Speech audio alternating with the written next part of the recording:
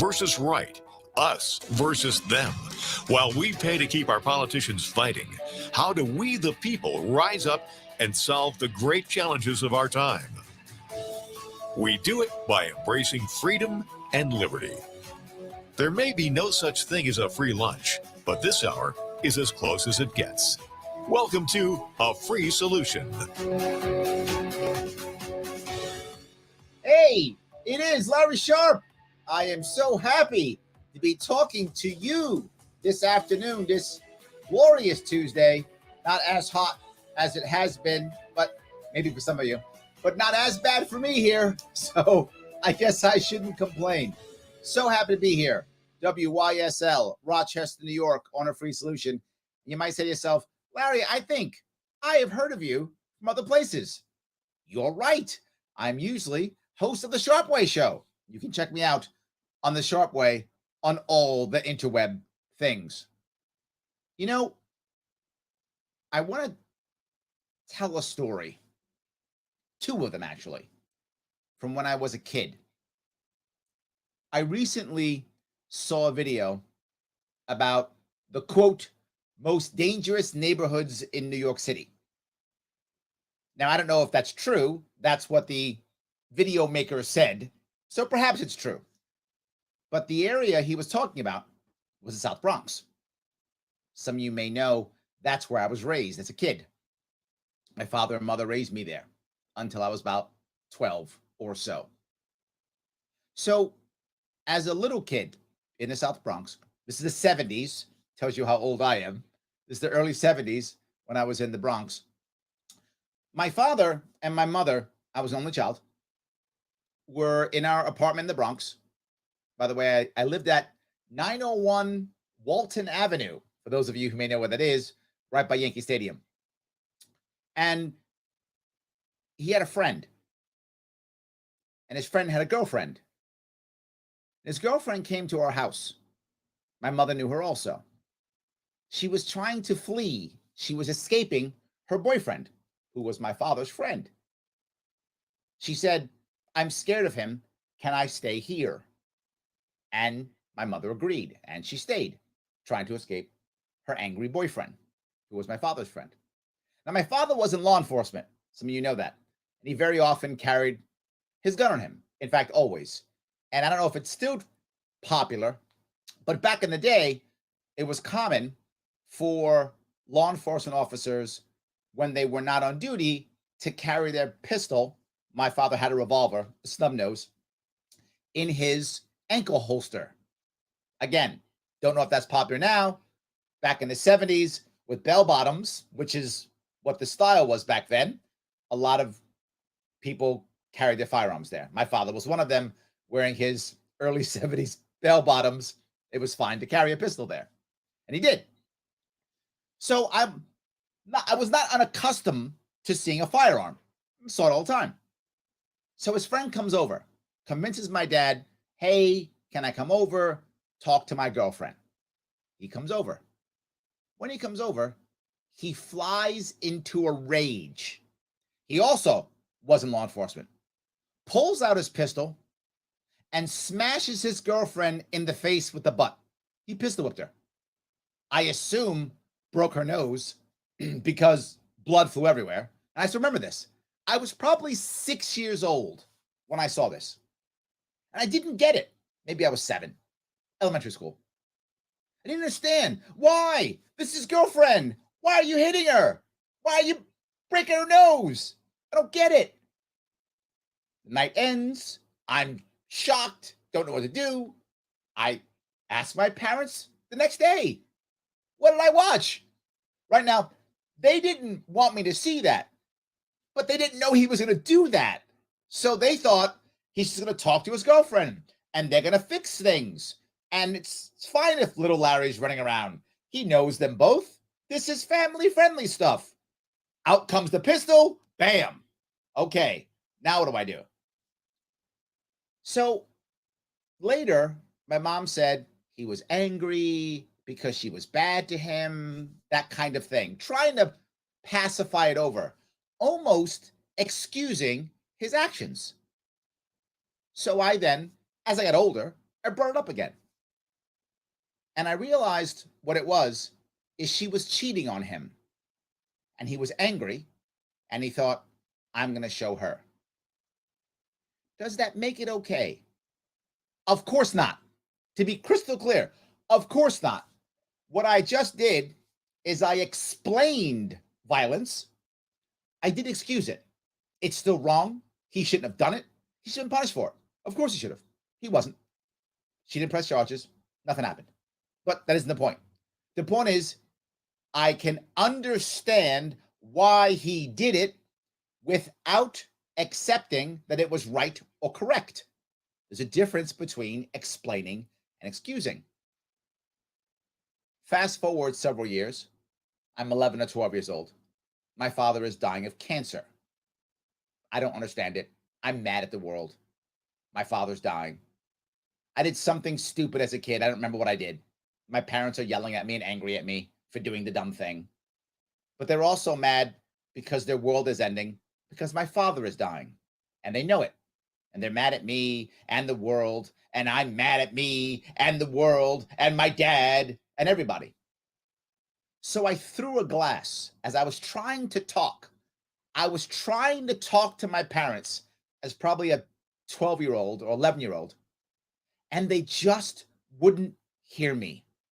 They just wanted to yell at me and insult me and take their anger out on somebody. And here was Larry. Well, Larry didn't want to take it at one point, and he was tired, and he wanted to say his stuff too. I was also angry and mad that my father was dying in front of me. The guy who I thought was Superman was dying. So I threw my glass, and it shattered everywhere. And it looked almost like I threw it to him. And maybe I did. Just angry, so mad. I threw my glass. Was that right? Of course not. I shouldn't have thrown my glass at my dad. I shouldn't have broken everything. Of course not. But could you understand why? Of course. Yet again, I am explaining violence, not excusing it at all. Why would I tell you this? Why would I bring any of this up? Because I see violence across this state constantly. Just saw it this weekend. 16-year-old kid beating up cops. Fighting cops now. That's the new thing. Now we fight cops. We are so violent now that even authority figures don't matter anymore. So what are we going to do? Well, I see people say the same old things. No change. Democrats go, well, we need to install a chief safety officer. I'm not joking. That's literally their answer. Democrats go, let's make more bureaucracy because that'll solve the problem. And then what Republicans say, no bail reform, lock everybody up, because that always solves the problem. The war on drugs has been a striking success. Oh, wait, no, it hasn't. So yet again, I have Democrats, the party of bad ideas, and Republicans, the party of no ideas. Lock more people up. Instead of doing what I just did, understanding and trying to actually explain why there is violence, not excusing it. You start beating up cops, you got to go to jail. I'm okay with that. I understand that and respect that. I'm not okay with not trying to figure out why that happened so we can stop it. I don't want to put kids in jail for beating up cops. I want kids to not beat up cops. This is the part that no one seems to understand. And that most of this is not only explainable, but it's self-inflicted. What you will not hear people say on the left or the right, which I've been saying for 5 years, is there are reasons for all violence. And for the last 2 years or 3 years, I've been saying what's made it grow even faster and harder were the lockdowns. That's the problem. the lockdowns. We have been violent for a while. That's been a thing. We're not a non-violent world. We are violent here or there. But if you go back prior to 2020, try to find cops who are being beaten up and killed. It was rare in New York State. That was a rarity. It happened, don't get me wrong. Being a cop is a tough job. But prior to 2020, it wasn't deadly. It was a difficult job, but it wasn't deadly. Well, compared to others. Now, it's deadly. What changed between 2019 and 2020? Why are we now going to a point where being a cop is now deadly? Lockdowns. Who are the perpetrators of the vast majority of this violence? Young men. I say it all the time. Young men. If you don't give our young men purpose, they will resort to violence. This is not me making this up. This is literally thousands of years of history. Young men are our problem. Who's helping them? Who's changing their life? Only guy I know talking about this is the guy you listen to right now. Am I right? Am I wrong? Tell me. 585-346-3000 or reach out via chat. I'll be back after the break here. Larry Sharp, A Free Solution, WYSL, Rochester, New York.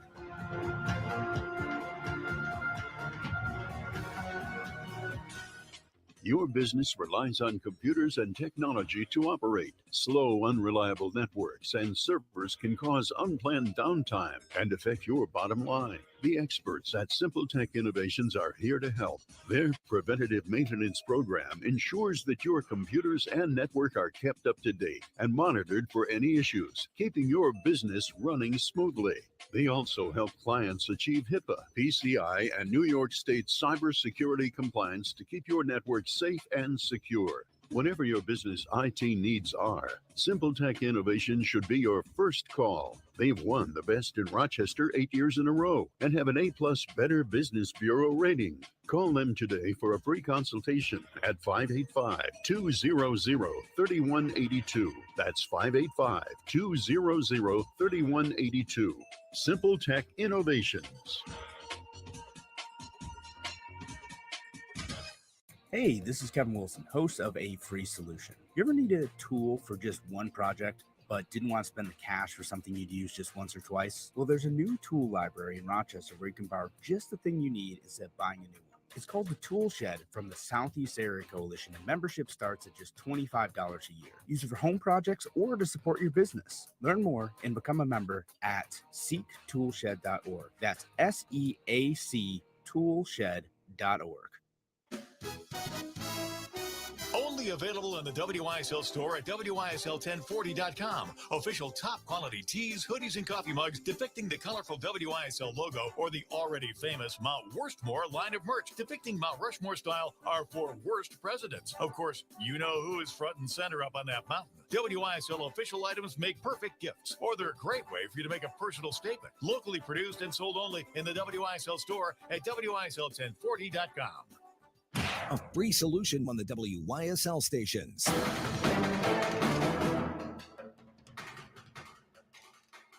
Yes, Larry Sharp back here on A Free Solution, WYSL, Rochester, New York. So happy to be here with you. And if you say, Larry, I like this show, you should. It's a cool show. You can watch it. You can listen to it. You can follow it. Monday, Tuesday, Wednesday, 1 p.m. Eastern. Just go on either Facebook or YouTube and follow A Free Solution. And you're there. You know, before the break, I was talking about violence. It goes further than just violence, because you might say to yourself, well, Larry, what do I care about this violence in your cities? I don't live in your cities. I don't care. You might think that. I get that. But you should care, because that violence is part of the MTA. You might go, Larry, What do I care about the MTA? I don't live in New York City. Doesn't matter to me. Okay, let me tell you why you should care.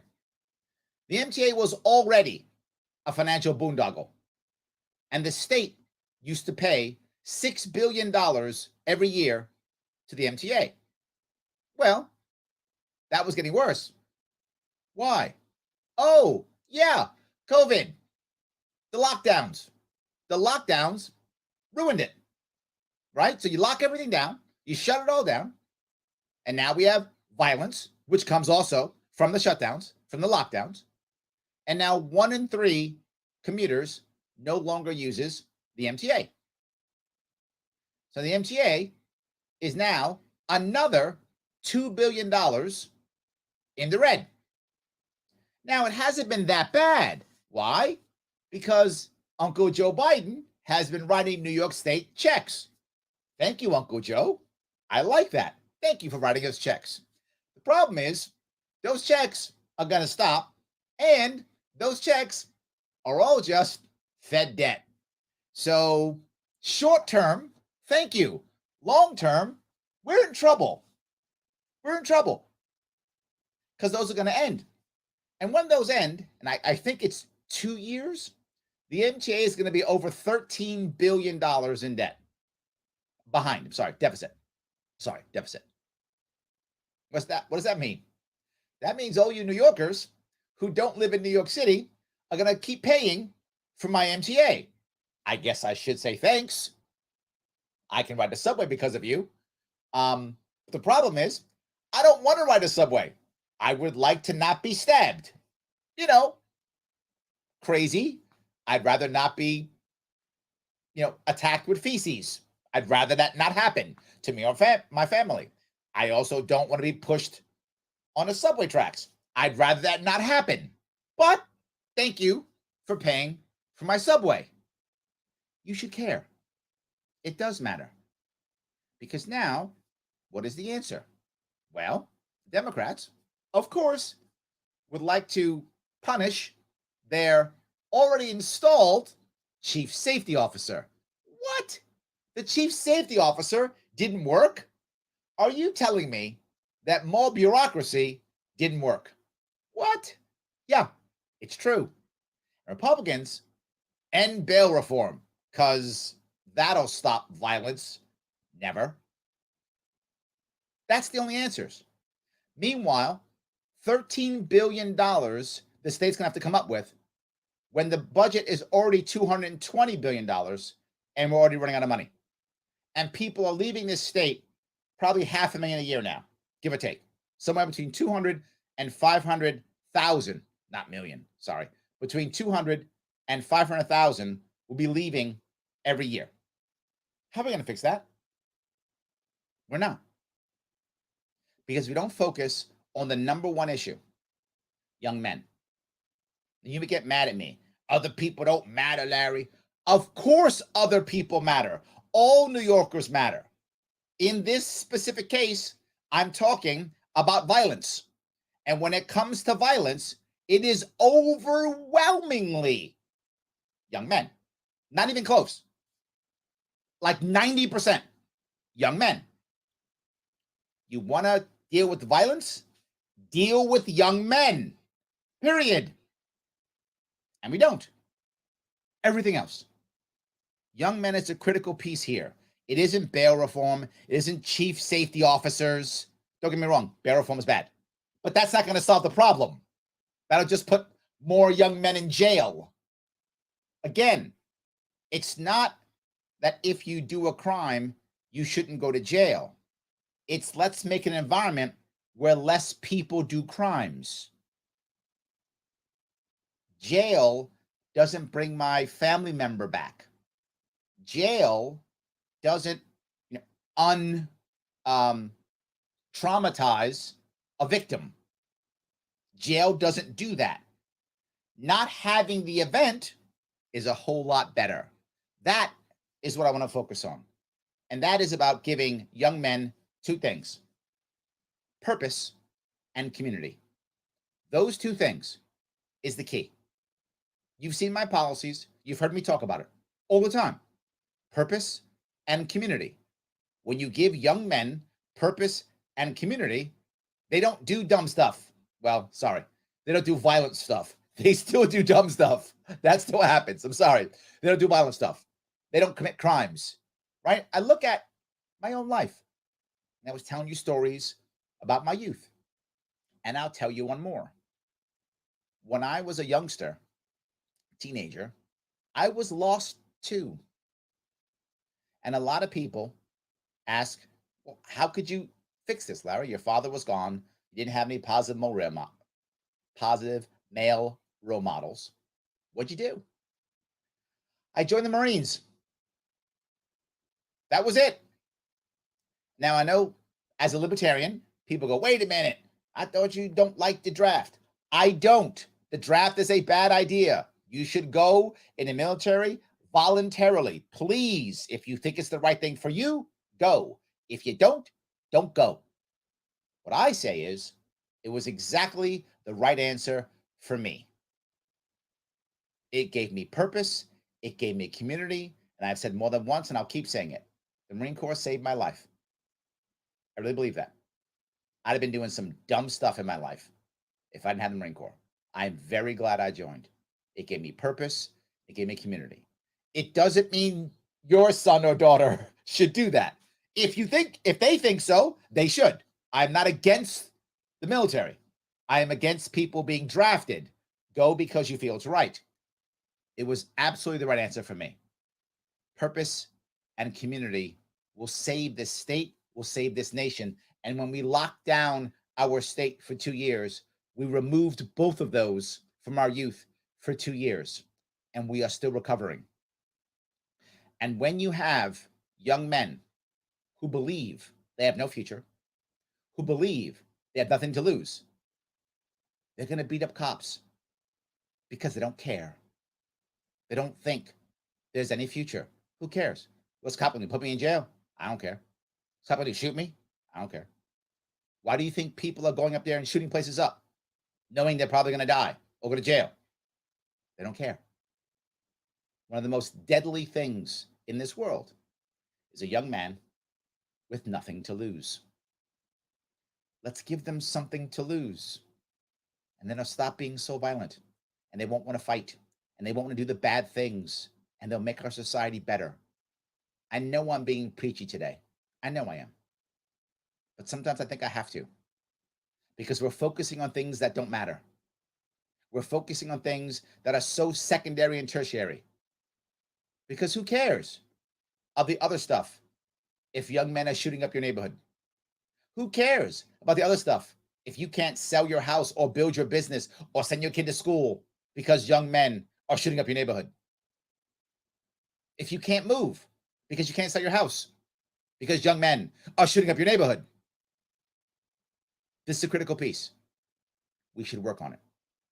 Let me grab some of the chat if I could. Thank you for hearing my preachiness today. I do appreciate it tremendously. So Joe says, cheating. I knew it.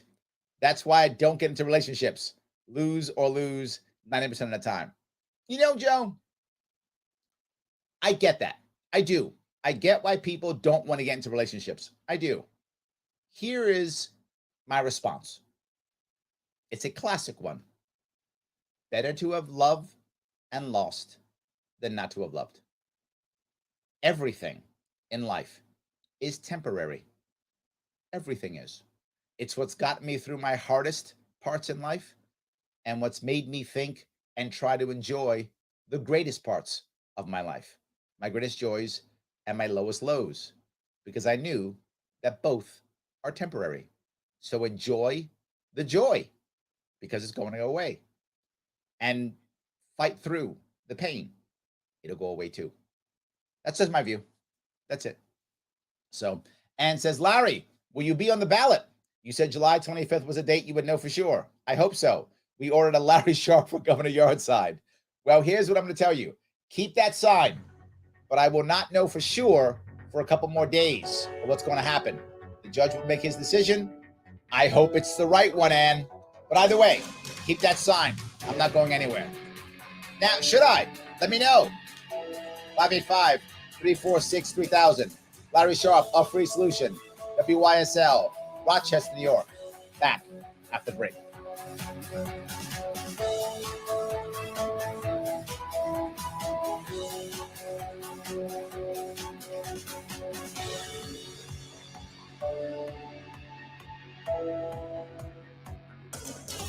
Celebrating 35 years. WYSL. AM 1040 Avon Rochester, FM 92.1 Rochester, and FM 95.5 Spencerport. Here's the latest forecast from the News 10 NBC Weather Center for tonight. We'll have mainly clear skies, still comfortably cool in the 50s and 60s. On Wednesday, a little warmer. Sun will fade behind increasing clouds, temps into the mid-80s. Chance for a shower or thunderstorm Wednesday night. Thursday, warm, a little bit more humid. Sun and clouds, an isolated shower or thunder threat. Temperatures in the mid-80s, near 80 on Friday. I'm Rich Gadelia, WYSL. Summer fun follows you both on and off-road thanks to your new ride from Victor Chrysler Dodge Jeep Ram, Anthony Drive off Route 96 in Victor. You can get savings and selection in America's favorite four-wheel drive vehicles like the 22 Jeep Compass Latitude 4x4, just $299 a month for 36 months. Speak on Quest, let's see. The 22 Ram 1500 Classic Warlock Quad Cab 4x4 pickup is just $259 a month for 36 months. Speak on Quest, let's see. Test drive a 22 Ram Power Wagon, 5 in stock to choose from. And here's a great way to save with special 0% APR savings through Chrysler Capital on Wagoneer Series 2 and 3 vehicles only during July. Victor has 4 vehicles in stock under this program, so hurry. Ask about program conditions. On Ram and Compass, first payment, DMV, taxes and fees due at signing. Other conditions may apply. See dealer for details. We're here to fully serve Chrysler, Dodge, Jeep, and Ram customers in Victor, Canandaigua, Macedon, Fairport, and throughout the Metro and Finger Lakes. Victor Chrysler Dodge Jeep Ram, 6560 Anthony Drive in Victor.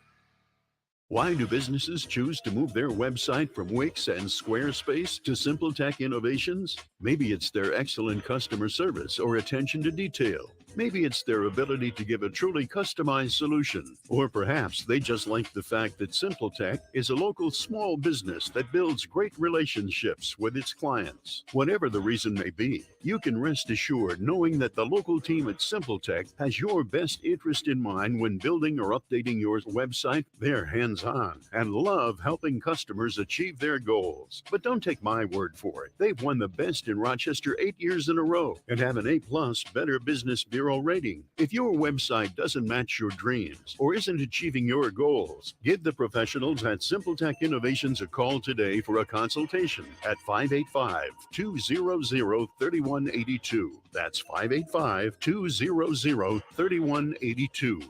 SimpleTech Innovations. Justin, listen to Brooke. Hey Justin, let's go to the Lima Crossroads Festival. All the rides are free, all the music's free. The bed races are a scream to watch too. Are you sure it's free? Free seems hard to believe. It is free because the Lima area businesses donate the money to keep the festival free. And that leaves you more money to spend on me. Justin, the festival is August 4th through 7th.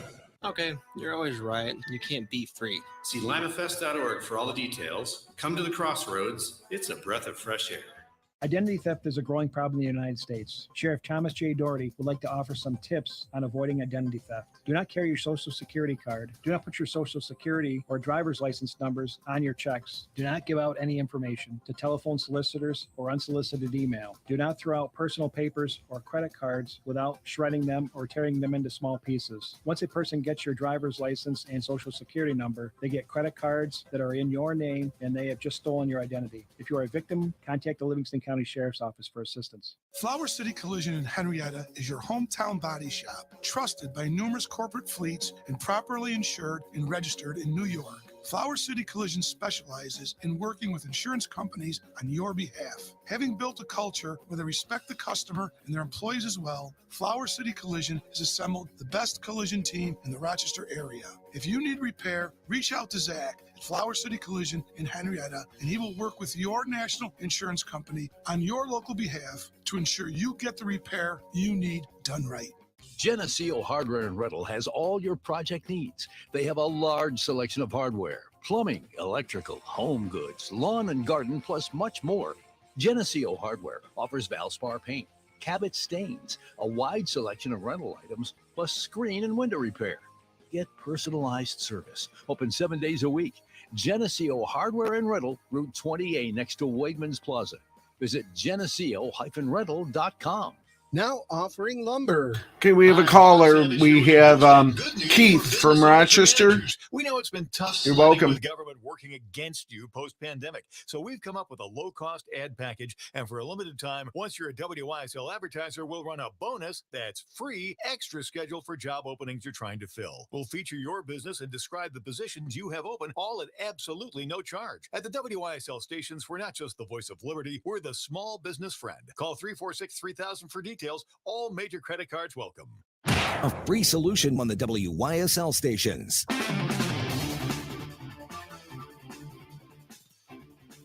It is Larry Sharp here on a free solution. WYSL, Rochester, New York. 585-346-3000 is the number. Before the break, I was talking about violence, the MTA, why you should care, and of course, young men, the critical piece here. I'm going to grab a call if I can. Keith from Rochester. How are you, sir?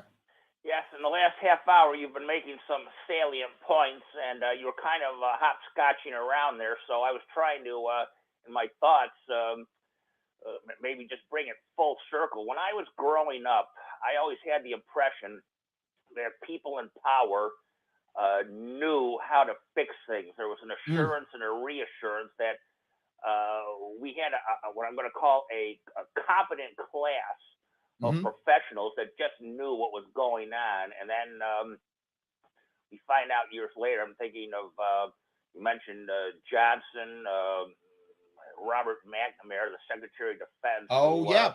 Years Vietnam. later admitted how he got us in the war. I think, for me, not to keep everyone in the audience, what's missing today is that feeling of reassurance that the people in power who supposedly should know just because of their positions of power and how they got there, and et cetera, we don't have that faith in our leaders anymore, and Yes. We're melting down. The old maxim that politics follows the culture. We've had a drastic meltdown in the culture. I'm conservative, so when the Democrats say grab up all the guns, they refuse to acknowledge the mental health issues that, Yes. I'm going to say it, their lefty culture has ushered in. A lot of our young people have melted down for quite some time. I happened to have gone this morning in the 8 a.m. hour grocery shopping, and I got, here, I have it here, Life Explorers, music of 1968, rock and roll's greatest year. 1968 is 54 years in the past. Yes. We've had a long time for the culture to melt down, and I guess about the only thing I can say without keeping people unduly is that human nature never changes. In 1968, we were having the war. That's right. And everything else, but gosh darn, because I think the 70s were the most debilitating decade. I know for myself, I was completely at loose ends. I left home early after my mom's suicide, and I was just knocking around all over the place. And, no, I think you're right. And let me touch a couple pieces here if I could. I think when historians look back to America and they try to find an era or a thing that was hugely changing, pivotal in America, it'll be the Vietnam War. That war, to your point, and you brought up McNamara, because that's the piece when we began to distrust our institutions, right? Nixon, Watergate, that was the beginning of us not trusting our institutions. And the problem is, well, there's a part of that that's very good, right? We shouldn't have blind trust in any institution.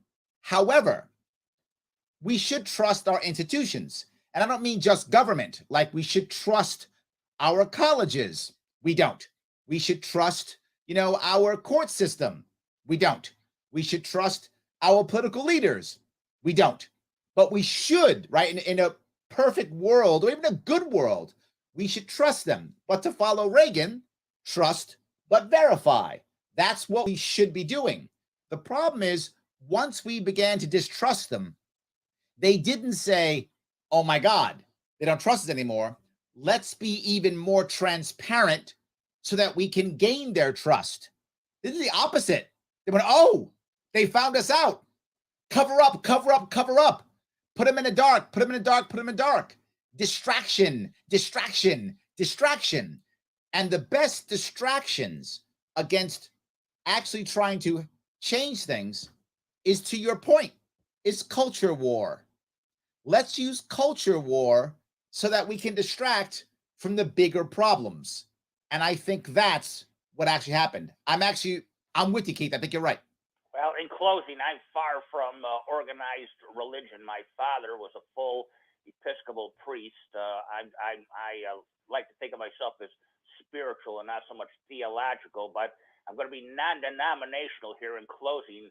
They always say we have to have a coming to Jesus.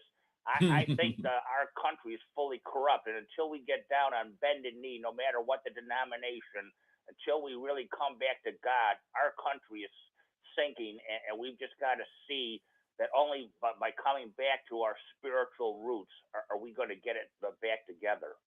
Keith, thank you for the call. I appreciate it. So let me go one step further to what Keith said. The concept of going on bended knee to God or nature, whatever, I don't want to be denominational also, whatever you feel, higher power, whatever that is for you, is that you become humble. You recognize that there's something greater than yourself, that you're not perfect and wonderful. I would say that's true. However, not required to be a higher power. That's fine if that works for you. But the higher power could simply be the people or the nation or your community. Many of you have been surprised how open I have been with my personal life. And for someone running for office, I've been very open. Why? There are two reasons. One of them is what Keith said. I recognize that I'm just human. I recognize that the answer, this is my second part, is always going to be more transparency. If we're ever going to get back to a point of trusting our institutions, which we should in a good society, that should be true, those institutions must be crazily, insanely transparent for years. They're going to have to show us all of their faults, all of their warts, all of their problems, which we all have. None of us are perfect. We all have our problems. We all have our issues. Show us all the issues and problems and let us point the finger, and don't defend yourself. Say, look, you're right. I messed this up. I'm human. You do that enough, over time, we will trust our institutions again. That might take a generation. I don't know how long it'll take, but there is no other answer. The other answer is, to Keith's point, we keep, what's his word, decaying? We keep decaying if we don't go down that road. And I'm trying my best, as you see, to be as transparent as I possibly can so that I can retain some trust for as long as possible, until eventually you all think I'm corrupt. Hey, I may become corrupt. Who knows? But the longer I do this, the less chance that will happen, and the better chance I can be less corrupt for a longer period of time. So I absolutely agree. Yes. So Peter goes on and he says, because policing has ceased to be policing and has become a protection racket. Just listen to Pat Lynch and tell me he's not a mob figure. Pat Lynch is the leader of the police union. Is that right? I think that's correct. What I would argue is that's kind of true, but more importantly, I think there's a bigger point here, is that too many local authorities, because of financial pressure, have turned cops into a profit center. I'll say it a bazillion times and I won't stop. I want cops going after bad guys. I don't want them collecting money. That's not what cops should be doing. Go after bad guys. There's lots of bad guys. Go after them. And I would argue most cops would rather do that than be giving out tickets and that kind of thing. And as a side point, do you know where most cop altercations happen in the MTA? Stopping fare jumpers. Yes, trying to ticket people who jump the fares. Yeah. Not that people should jump fares. I'm not saying that. Just make it harder or make it easier or whatever. Fix the system for fares instead of having cops fighting 16-year-olds who are jumping fares. That's not a good use of our police force.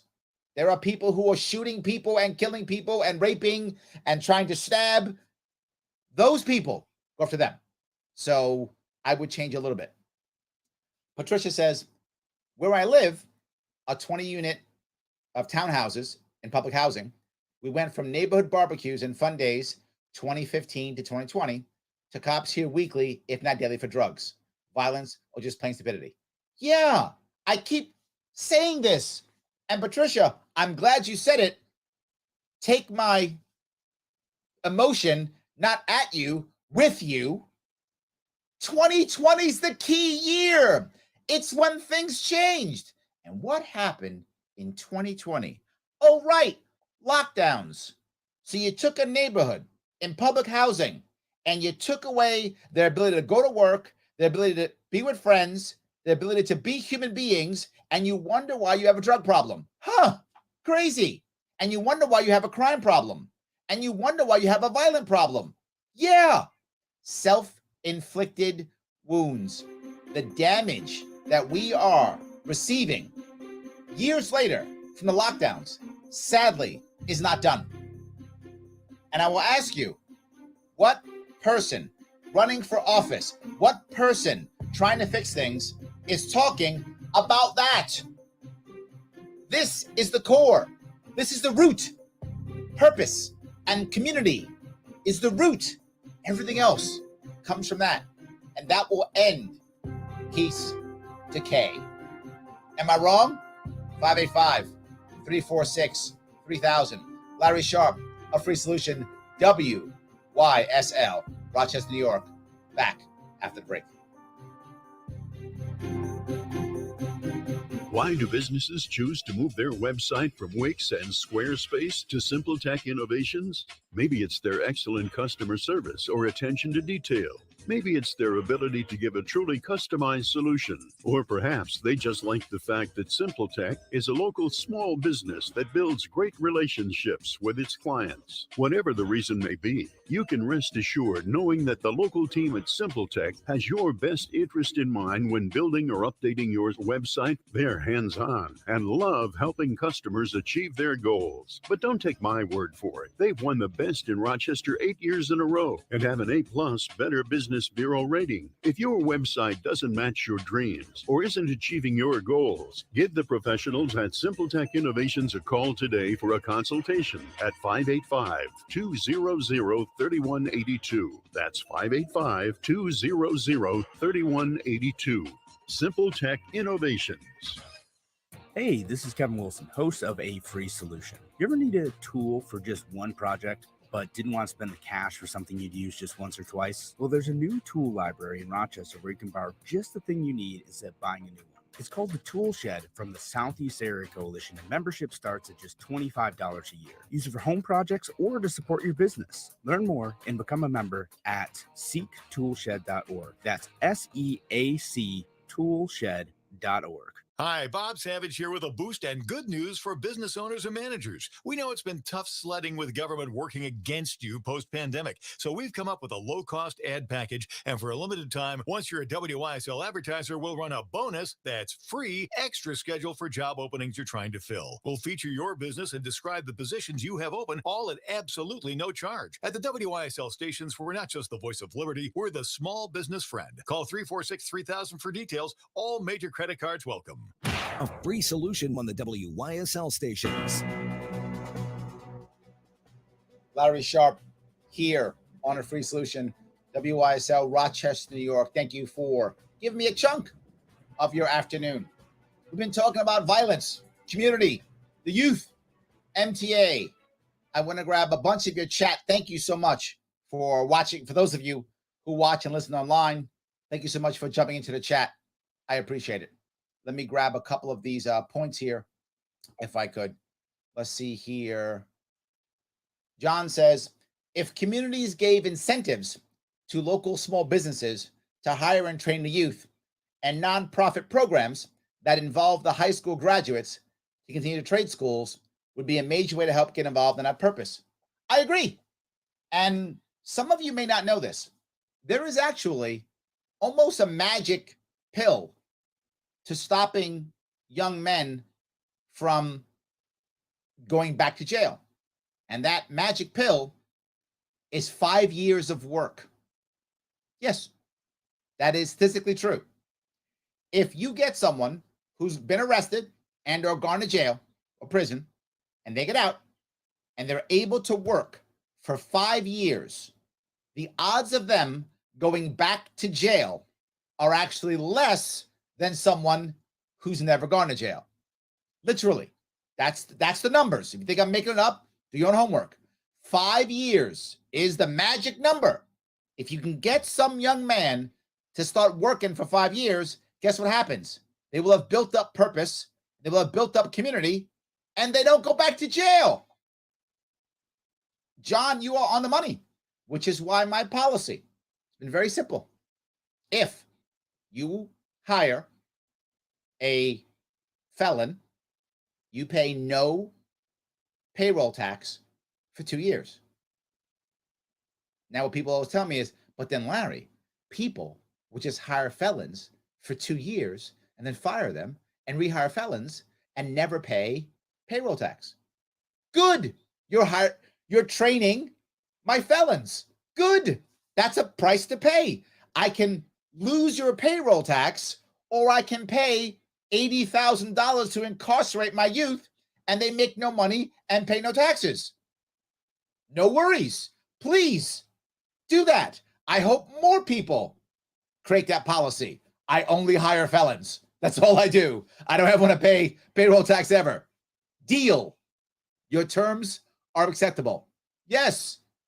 If we did things like that, you'd have more people finding that purpose, more people in a community doing things and growing. This is what I want. You are correct. You also notice my policy of ending K through 12 and doing K through 10. And the last 2 years is either prep school for college, an actual college if you're that smart, and some of the kids are brilliant, they can jump right into college, or trade school. All of a sudden now, I got kids who are 16, 17, 18 years old who have purpose. I have schools filled with people, kids who want to be in school, not those who are sad to be there and now have no purpose and are now joining gangs all over the place.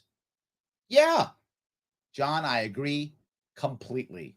I really wish that more people would see that and even talk about it. No one's even taking that. By the way, my K through 10 plan has been around for 5 years. I spoke about it on Joe Rogan. I spoke about it on Glenn Beck. Just take my ideas, guys. I don't have to run. I can do this all day instead. I don't have to go run. So yes. Anyway, I love that. John continues, I was always told trust is lost in seconds. It takes a lifetime to regain, but it's never as strong as it once was. You know, John, I would disagree. I think that once trust is lost, if it is regained, it can actually be stronger. It can be stronger.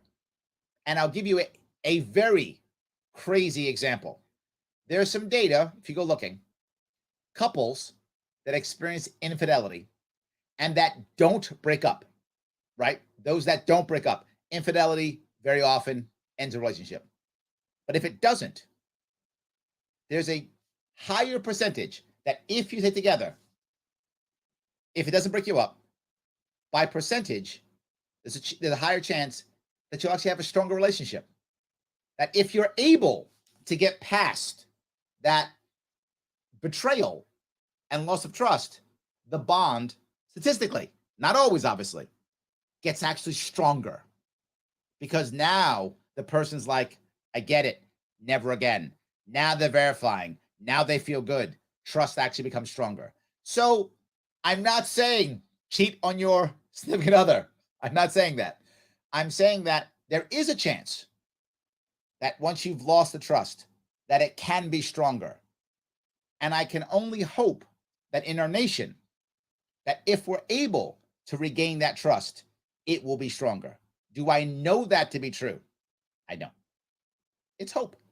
And yes, I'm an optimist. If you follow me at all, you know, guilty as charged, I am an optimist. And that's what I'm trying to achieve. Patricia says, figuring out what you want to be remembered for in 100 years is finding your meaning in life. You know, for my day job, when the government lets me work, I do a lot of training, teaching, coaching. Some of the things I bring up in classrooms or in boardrooms or even on the phone with somebody is the concept of saying, look at your tombstone. Think about somebody who is reading your eulogy. What do you want them to say? What do you want that person to say? Do you just want the old loving spouse and sibling? Is that what you want? Which is not bad. Is that all you want? You want something more. And if you want something more, what are you doing to make it more? The thing you want that person to say. What do you want them to say? Are you doing something to make that happen? I think that's a key way to look at your life, right? The famous Japanese swordsman, Miyamoto Musashi, I know I'm going down a road, guys, sorry, wrote a book called The Book of Five Rings. It's about samurais and sword fighting and such, the way of life. And he mentions the idea that you should think about something.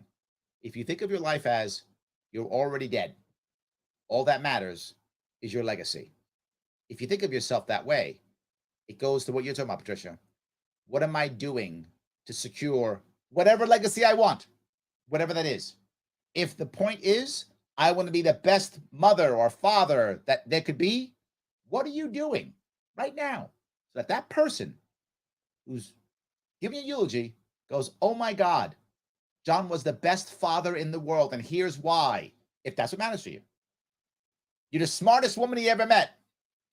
What are you doing so that someone goes, oh my God, Patricia, smartest woman I ever met? Whatever matters to you, what are you doing? I think you're totally right. Absolutely. Yes. So let me keep going if I could. All right. Patty said, my 19-year-old got a construction flagging job and now wants to work further in that field. A mentorship there would help him tremendously. Yes. Oh my God. Yes. Right? What so many people want is someone who they respect, to say, you're doing well, keep going. You're doing well, keep going.